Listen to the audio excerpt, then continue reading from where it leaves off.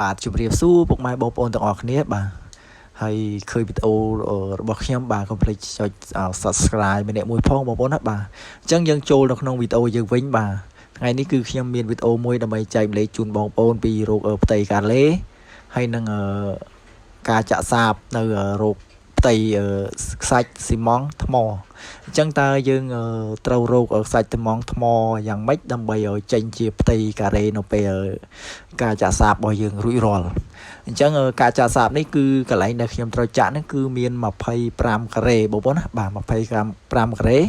បាទអធិស្ឋានផងបាទហើយការចាក់សាបនេះគឺយើងមានកម្រាស់8ហ៊ុនបងប្អូនណាបាទអញ្ចឹងតើការចាក់សាបនេះតើវាអស់សំងប្រមាណបាទអស់ខ្សាច់ប្រមាណថ្មប្រមាណអញ្ចឹងការរោគផ្ទៃការ៉េហើយនិងការរោគផ្ទៃស៊ីម៉ង់ដែលយើងត្រូវចាក់បាទតើយើងត្រូវរោគអ្វីបាទគុណនឹងអ្វីបងប្អូនណាបាទអញ្ចឹងការចាក់សាបនេះគឺមានកម្រាស់8ហ៊ុនបាទ8ហ៊ុនបាទអញ្ចឹងការយើងរោគផ្ទៃគឺបាទសូមទស្សនានៅវីដេអូនេះបាទជាបន្តទៀតសិនអញ្ចឹងកម្រាស់8ហ៊ុននេះតើយើងត្រូវរោគម៉ែត្រជាម៉ែត្រការ៉េបាទក្នុង1ការុងតើយើងត្រូវចាក់អស់បាទបានប្រមាណការ៉េបងប្អូនណាបាទអញ្ចឹងនៅ